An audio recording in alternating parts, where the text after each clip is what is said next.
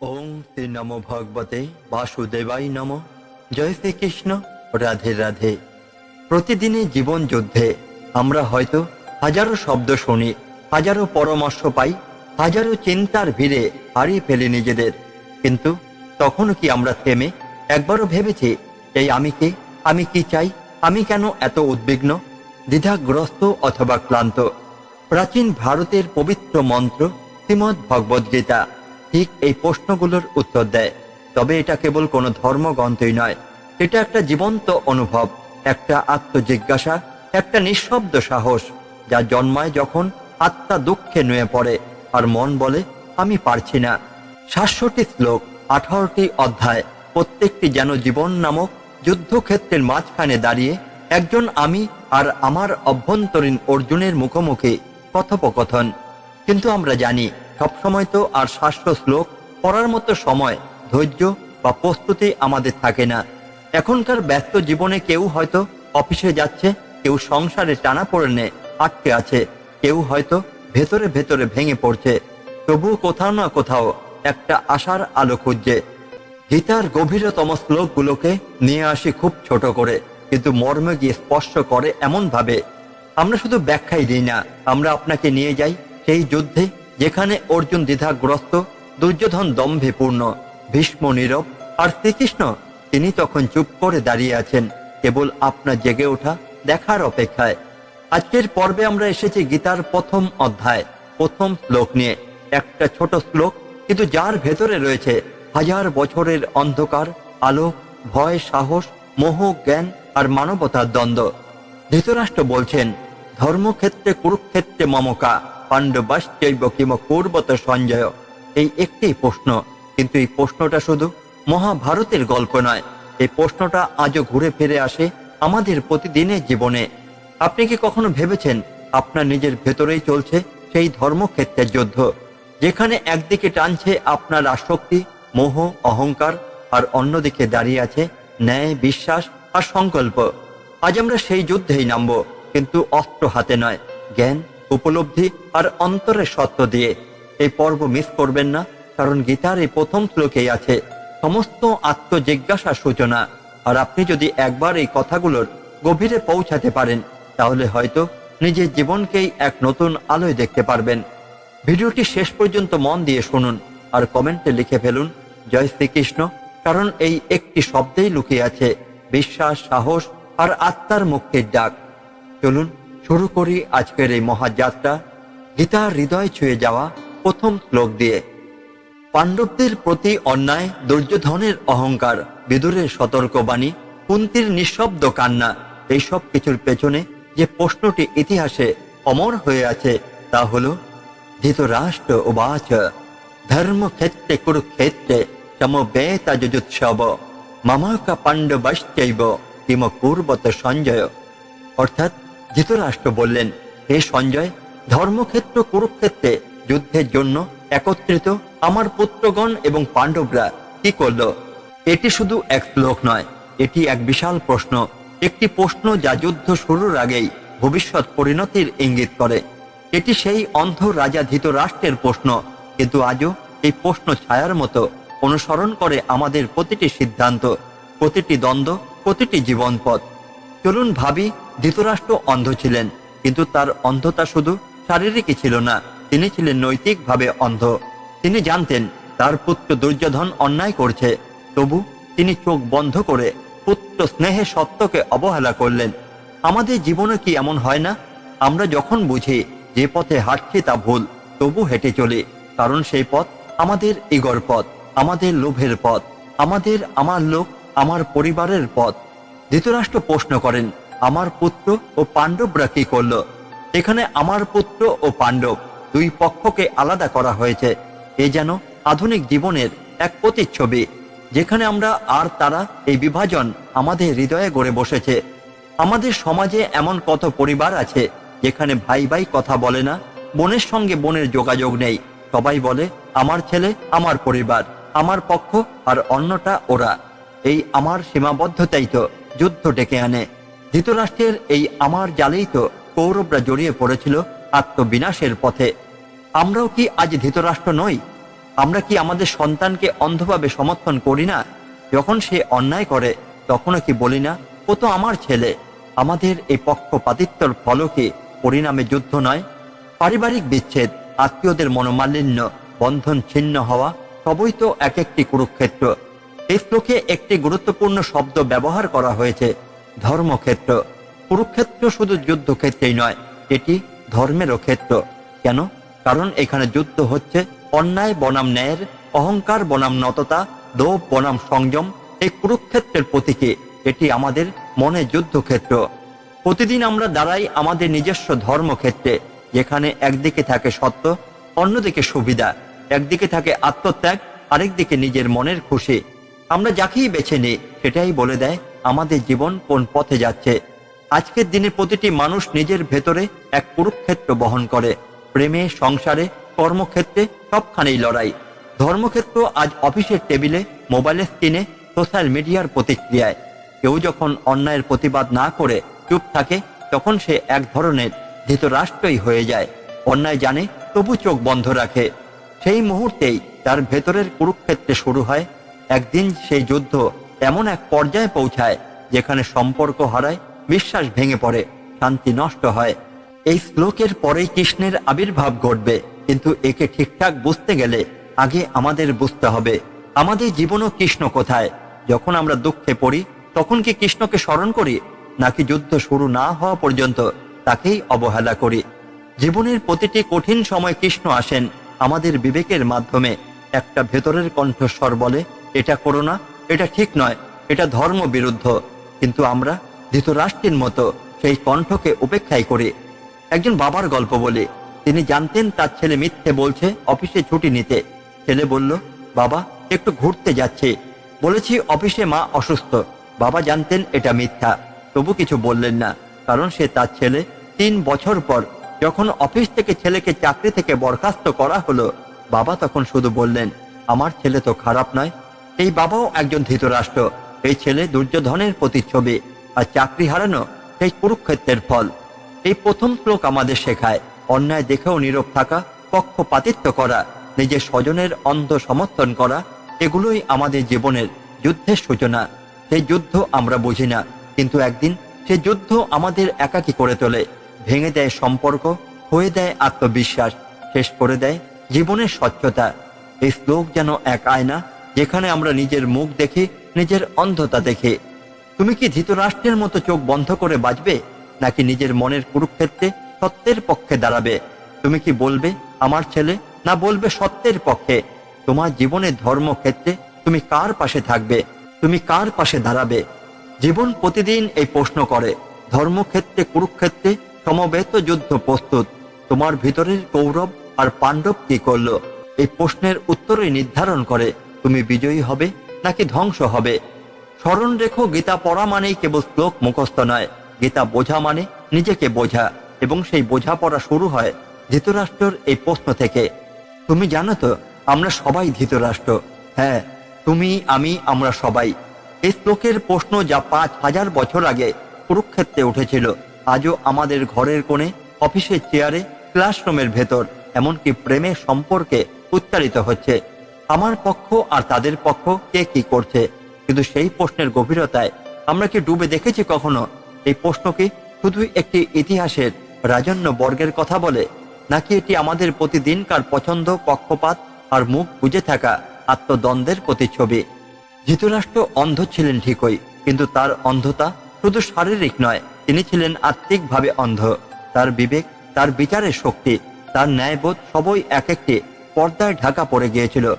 আমাদের সমাজে এরকম ধৃতরাষ্ট্রের অভাব নেই। একজন শিক্ষক জানেন এক ছাত্র নকল করছে, তবু চুপ থাকেন, কারণ সে তার পছন্দের ছাত্র। একজন অফিস বস জানেন তার ঘনিষ্ঠ কর্মচারী দুর্নীতি করছে, তবুও বলেন, ও তো আমাদেরই মানুষ। এভাবেই আজ আত্মীয়তা আর পক্ষপাতের নামেই সত্য ঢেকে যায়। তবে মনে রেখো, যখন সত্য চাপা পড়ে তখন মিথ্যা শুধু বড়ই হয় না, তখন একদিন সেই মিথ্যা একটি কুরুক্ষেত্র সৃষ্টি করে। ভেবে দেখো, কত ঘরেই আজ পাণ্ডব আর কৌরব বাস করে একসঙ্গে। 2 ভাইয়ের মধ্যে শীতলতা, এক বোন অন্য বোনের প্রতি ঈর্ষান্বিত, পিতামাতা পক্ষপাতিত্ব করছেন, সন্তান অবহেলিত হচ্ছে। একটা মা বলছে, আমার বড় ছেলে সব থেকে ভালো, আর ছোট ছেলেটা ক্রমে একা হয়ে যাচ্ছে। সে হয়তো একদিন সেই দুর্যোধন হয়ে উঠবে, যার ভেতরে জমে থাকবে প্রতিশোধ, বিদ্রোহ আর ক্রোধ। কিন্তু কে সৃষ্টি করলো সেই দুর্যোধনকে? পৃথিবী নয়, সেই মা বাবা যারা এক সন্তানকে অন্ধ ভালোবাসায় বেঁধে রেখে অন্যকে অবহেলার অন্ধকারে ফেলে দিলেন। এভাবেই ঘরের ভেতরে জন্ম নেয় মহাভারত, আর সেই ঘরটাই হয়ে ওঠে এক ধর্মক্ষেত্র, কুরুক্ষেত্র। আজ কর্মক্ষেত্রে যেখানে তুমি কাজ করো, সেখানে হয়তো চলছে নীরব যুদ্ধ। এক সহকর্মী অন্যের প্রাপ্য কেড়ে নিচ্ছে, এক বস অন্যের সাফল্য লুকিয়ে নিজের নাম লিখে নিচ্ছেন, আর তুমি সব জেনেও চুপ থাকছো। তুমি বলছো এতে আমার কি? তুমি হয়তো ভাবছো নির্লিপ্ত থাকা মানে শান্ত থাকা, কিন্তু মনে রেখো, যখন তুমি অন্যায়কে প্রশ্রয় দাও, তুমিও সেই অন্যায়ের এক অংশ হয়ে পড়ো। তোমার ভিতরের কৃষ্ণ তখন ধীরে ধীরে নীরব হয়ে যায়, কারণ কৃষ্ণ সব জায়গায় থাকেন না, তিনি থাকেন কেবল সত্যের পক্ষে। একজন ছাত্রের জীবনের মধ্যে এই কুরুক্ষেত্র প্রতিদিন তৈরি হয়। একদিকে বন্ধু বলছে চলো একটু ঘুরে আসি, পড়া পরে হবে। অন্যদিকে নিজের হৃদয় বলছে না, এখন পড়লে ভবিষ্যৎ ভালো হবে। কোন কণ্ঠ শুনবে সে? যদি সে হৃদয়ের কৃষ্ণকে অনুসরণ করে, সে অর্জুনের মতো প্রস্তুত হবে সত্য যুদ্ধে। আর যদি সে বন্ধুর মোহে পড়ে যায়, একদিন সেই মোহই তার পতনের কারণ হয়ে দাঁড়ায়। দাম্পত্য জীবনও এমন কত কুরুক্ষেত্র। স্বামী স্ত্রীর প্রতি নির্লিপ্ত, স্ত্রী অকারণে সন্দেহ প্রবণ, কিন্তু কেউই একে অপরের সঙ্গে কথা বলে না, বোঝার চেষ্টাও করে না। অভিমান জমে যায়, সন্দেহ জন্ম নেয়, ভালোবাসার ভিতরেই শুরু হয় যুদ্ধ। আর সেই সম্পর্ক একদিন ভেঙে পড়ে, শুধু এই কারণে নয় যে কেউ দোষী ছিল, বরং এই কারণে যে কেউ পাণ্ডব হতে চায়নি, কেউ কৃষ্ণ ডেকে আনেনি। গীতা বলে তোমাকে যুদ্ধ করতেই হবে, তবে সেই যুদ্ধ অস্ত্র নিয়ে নয়। তোমার মনের ভিতর সত্য, মায়া, ইচ্ছা, ক্রোধ, লোভ, এই সবকিছুর সঙ্গে তোমার ভিতরে দুর্যোধনের বিরুদ্ধে তোমার অর্জুনকে জাগাতে হবে। আর সেই অর্জুন যেন দ্বিধায় না পড়ে, তাই তোমার কৃষ্ণের দরকার। কৃষ্ণ মানে তোমার বিবেক, তোমার আত্মা, তোমার সত্যিকারের আত্মস্বরূপ। সুপ্রিয়া এক বিশ্ববিদ্যালয়ের মেধাবী ছাত্রী। একদিন তার ক্লাসের শিক্ষক বললেন একটা ভুল উত্তর লিখেছ। সুপ্রিয়া জানতো উত্তর সঠিক, কিন্তু শিক্ষক বললেন চুপ থাকো, অন্যথায় নম্বর কেটে যাবে। তার বন্ধুরা বলল আরো ভালো নম্বরের জন্য মাথা নত করো। সুপ্রিয়া ভয় পেয়েছিল, কিন্তু পরদিন সে সাহস করে প্রিন্সিপালের কাছে গিয়ে সত্য প্রকাশ করলো। তার নম্বর ঠিক হলো, আর শিক্ষক ক্ষমা চাইলেন। এই ছোট্ট সাহসিকতাই গীতার চেতনা। একটি সত্যের জন্য দাঁড়ানো, এটাই ধর্মক্ষেত্র, কুরুক্ষেত্রের বিজয়। তুমি যখন চুপ থাকো অন্যায় দেখে, তুমি যখন চোখ বন্ধ করো মায়ার লোভে, তখনই তুমি ধৃতরাষ্ট্র। আর যদি তুমি দাঁড়াও বিবেকের পক্ষে, তবে তুমি অর্জুন। তবে অর্জুন একা লড়তে পারে না, তাকে কৃষ্ণ চাই। তোমার জীবনে কৃষ্ণের দরকার। তুমি কি ডেকেছ কখনো? প্রতিদিন যখন সূর্য ওঠে, তখনই সেই আলো কেবল আলো নয়, তা এক আহ্বান, একটা সুযোগ নিজেকে বদলানোর, সত্যের পক্ষে দাঁড়ানোর, নিজের কৃষ্ণকে খুঁজে পাওয়ার। তোমার আজকের সিদ্ধান্ত, তোমার পছন্দ, তোমার নীরবতা, সবকিছুই ভবিষ্যতের কুরুক্ষেত্র তৈরি করছে। আজ তুমি যদি মুখ ফিরিয়ে নাও, কাল সেই যুদ্ধ তোমার ঘরেই ছড়াবে। তুমি কি চাও? অন্তর্জালের এক ধৃতরাষ্ট্র হয়ে বাঁচতে, নাকি আত্মজ্ঞানী অর্জুন হয়ে নিজের মনে দুর্যোধনকে পরাজিত করতে? জীবনের প্রতিটি পদক্ষেপে একটি অদৃশ্য সঞ্জয় আমাদের দিকে তাকিয়ে বলছে বলো তুমি কি করছো?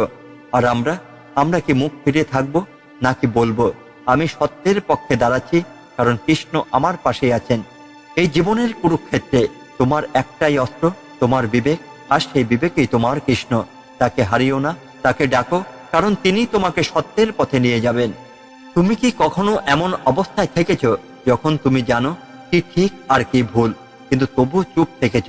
যখন তুমি অনুভব করেছ ভিতরে একটি কণ্ঠ বলছে এটা অন্যায়, কিন্তু বাইরের কণ্ঠ বলছে চুপ থাকো, বিপদ আসবে। সেই মুহূর্তে তুমি ধৃতরাষ্ট্র, তুমি অর্জুন নও। আর কৃষ্ণ তখন তোমার ভিতরে কাঁদছিলেন নিঃশব্দে। এইখান থেকে শুরু হয় আমাদের দ্বিতীয় অধ্যায়, ধৃতরাষ্ট্রের নীরবতা থেকে অর্জুনের দুর্বলতা পর্যন্ত, আর শেষে হৃদয়ের কৃষ্ণের জাগরণ। কুরুক্ষেত্রের সেই প্রথম শ্লোক যখন ধৃতরাষ্ট্র বলেছিলেন ধর্মক্ষেত্রে কুরুক্ষেত্রে সমবেতা যুযুৎসব, তখন তিনি ছিলেন নিজের পক্ষকে নিয়ে চিন্তিত।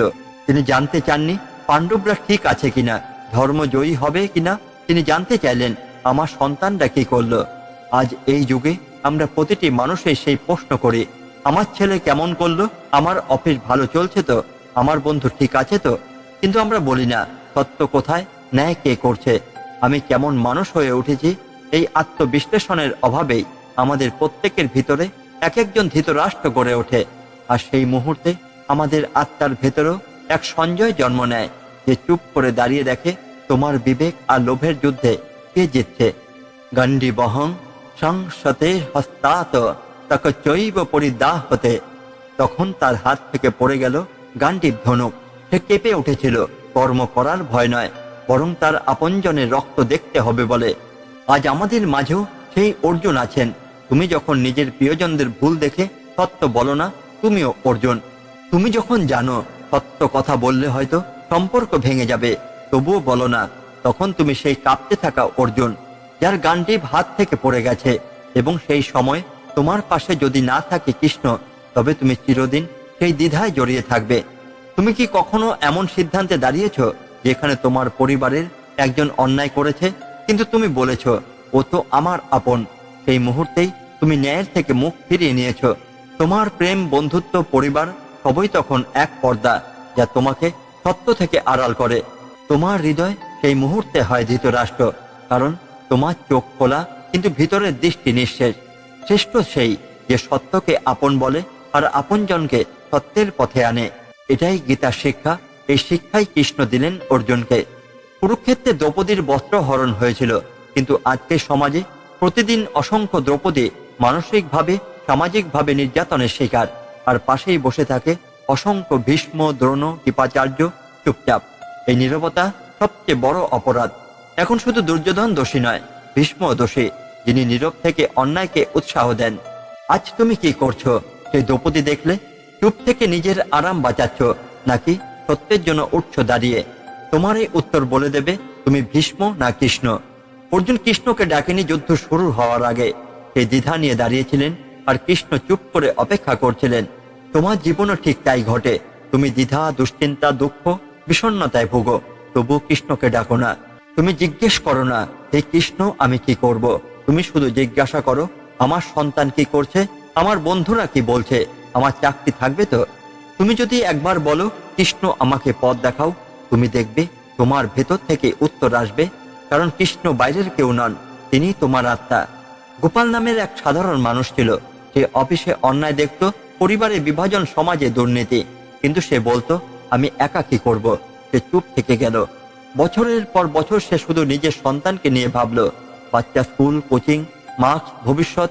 কিন্তু তার ছিল একদিন দুর্যোধনের মতো হয়ে উঠল, স্বার্থপর, প্রতিযোগিতায় অমানবিক।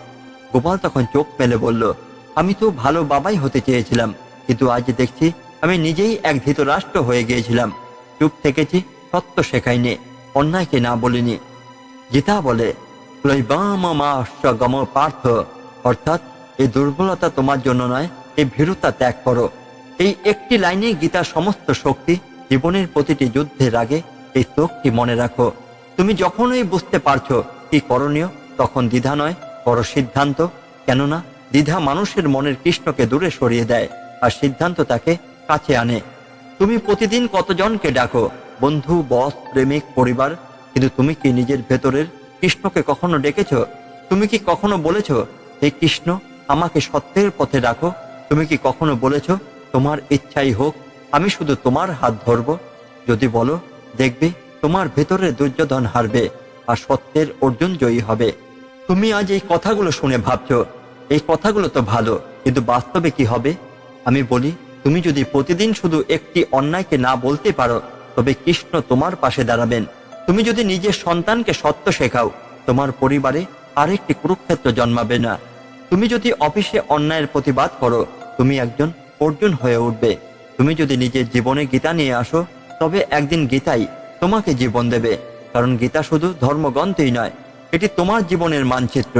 জীবন একটা যুদ্ধ ঠিকই, কিন্তু সেই যুদ্ধে বিজয়ী হওয়া মানে কারো রক্ত নয়, বরং নিজের দুর্বলতা, লোভ এবং ভয়ের উপর জয়লাভ। আর সেই জয়ে তোমার পাশে থাকবেন কেউ, তিনি কৃষ্ণ। তাকে ডাকো, তাকে বিশ্বাস করো, তাকে হৃদয়ে রাখো। জীবনের সবচেয়ে কঠিন যুদ্ধগুলো বাইরের সঙ্গে নয়, নিজের ভেতরের সঙ্গে। যেমন সেই রাজপুত্র চুপচাপ বসে রইল প্রাসাদের এক কোণে। গুরু কিছু বলেননি, শুধু বলেছিলেন, আজ থেকে তুমি প্রতিদিন সূর্যাস্ত পর্যন্ত নিজের অন্তরে প্রশ্ন করো, তুমি কে? এ ছিল একটি সহজ বাক্য, কিন্তু তার অর্থ বোঝার জন্য রাজপুত্রকে প্রতিদিন নিজেকে ভাঙতে হয়েছে, গড়তেও হয়েছে। প্রথম কয়েকদিন সে শুধু নিজেকে নিয়ে বিরক্ত ছিল। রাজা হয়েও শান্তি নেই, জ্ঞান পেয়েও মন স্থির নয়। ধীরে ধীরে সে বুঝতে শিখল সমস্যা বাহ্যিক নয়, সমস্যা তার ভিতরেই জমে আছে। অহংকার, প্রত্যাশা, ভয়, দুঃখ এইসব অদৃশ্য শত্রুদের সঙ্গে তাকে যুদ্ধ করতে হবে।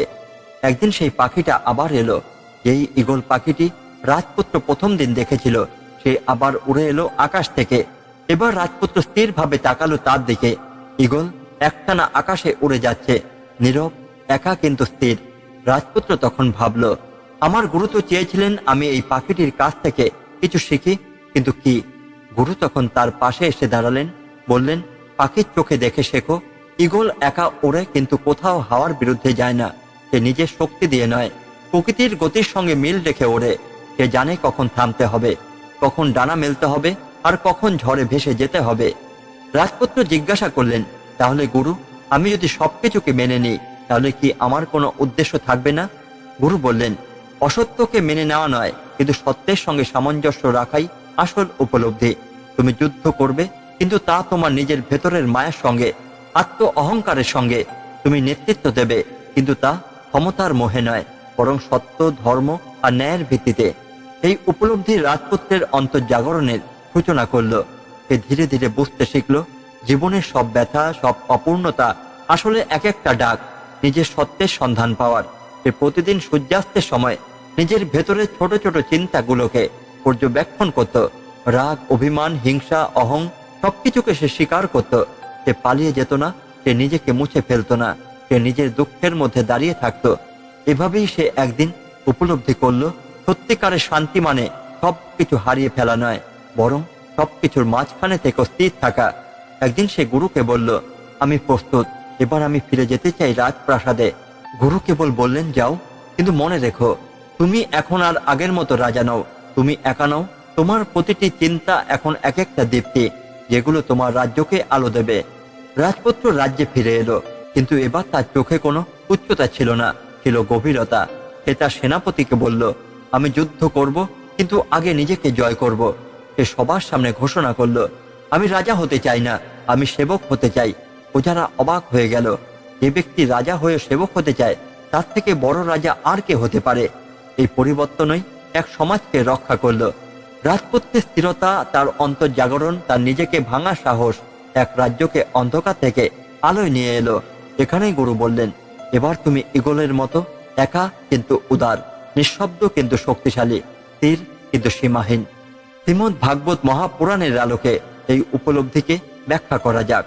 শ্রীমদ্ ভাগবতমে দশম স্কন্ধে ভগবান শ্রীকৃষ্ণ বলেন, নৈব তস্য পুণ্য পাপে প্রিয়ং শত্রুরপস্য সমদৃক্ষ সমবুদ্ধা চ সমদুঃখ সুখ সূচি। অর্থাৎ, যে ব্যক্তি নিজেকে সত্যিকারে উপলব্ধি করেছে, তার কাছে পাপ বা পুণ্য, শত্রু বা বন্ধু সমান। তার দৃষ্টি সমবুদ্ধি সম্পন্ন, সে দুঃখ সুখে সমভাবে থাকে এবং চিত্তে পবিত্র। এই শ্লোকের আলোকে রাজপুত্রের উপলব্ধি ছিল, পৃথিবীর বাইরের কিছুই আমাদের শান্তি দিতে পারে না, যতক্ষণ না ভেতরের অশান্তিকে বোঝা যায়। সে নিজের রাগকে শত্রু ভাবেনি, বরং তার থেকে শিখেছে। অহংকারকে দমন করেনি, বরং বুঝেছে। একদিন এক সাধু তাকে প্রশ্ন করলেন, তোমার সবচেয়ে বড় বিজয় কোনটি? রাজপুত্র উত্তর দিলেন, আমি নিজেকে ক্ষমা করতে পেরেছি, এটাই আমার সবচেয়ে বড় বিজয়। আজকের দিনে আমরা প্রত্যেকে সেই রাজপুত্র। আমরা প্রত্যেকে মনে করি, আরো টাকা, আরো নাম, আরো সম্মান পেলে শান্তি আসবে, কিন্তু তা আসে না। আমরা পালিয়ে যাই অথবা অন্যদের দোষ দেই। অথচ শান্তি তখনই আসে যখন আমরা সাহস করে আমাদের ভেতরের অন্ধকারের মুখোমুখি হই। আজ অনেকেই একা বোধ করে, বিভ্রান্ত বোধ করে, মনে হয় আমি কি ব্যর্থ? না, আপনি ব্যর্থ নন। আপনি ঠিক সেই মুহূর্তেই রয়েছেন যেখানে ঈগল একা আকাশে ওড়ে, নিঃশব্দে, কিন্তু একটা বৃহৎ উপলব্ধির দিকে। জীবন আমাদের প্রতিদিন প্রশ্ন করে, তুমি কে, কোথায় যাচ্ছ, তুমি কিসের জন্য লড়ছ? আর এই প্রশ্নগুলোর উত্তর আমরা কখনো বাইরের জগতেই পাই না, পাই নিজের ভেতরে নিঃশব্দ কথোপকথনে। আজকের এই গল্পে যেমন আমরা দেখলাম, যুদ্ধে নেমে কেউ জয়ী হয় না যদি নিজের অন্তরে দ্বিধা না কাটে। ঈগলের মতো উঁচুতে উঠতে গেলে একাকিত্বকে আপন করতে হয়, অহংকারকে ফেলে দিতে হয়, আর জীবনের প্রকৃত গতি বুঝতে হয়। এই উপলব্ধি, এই অন্তর্জ্ঞান।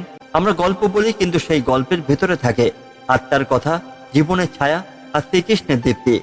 আপনি যদি কখনো নিজেকে একা মনে করেন, হারিয়ে ফেলেন নিজের পথ, তাহলে ফিরে আসুন এই কথার আশ্রয়ে। আমরা আছি আপনাদের হৃদয়ের পাশে, ভাবনার পাশে। এটি একটি নীরব যাত্রাপথ, যা নিয়ে যায় অন্ধকার থেকে আলোয়, বিভ্রান্তি থেকে জ্ঞানে, ক্লান্তি থেকে চিরশান্তিতে। পরবর্তী পর্বে আবার দেখা হবে একটি নতুন উপলব্ধির সাথে, নতুন সত্যের আলোতে। ততদিন ভালো থাকুন, নিজের হৃদয়কে শুনুন, আর মনে রাখুন আপনি একা নন। ধন্যবাদ। জয় শ্রীকৃষ্ণ। রাধে রাধে।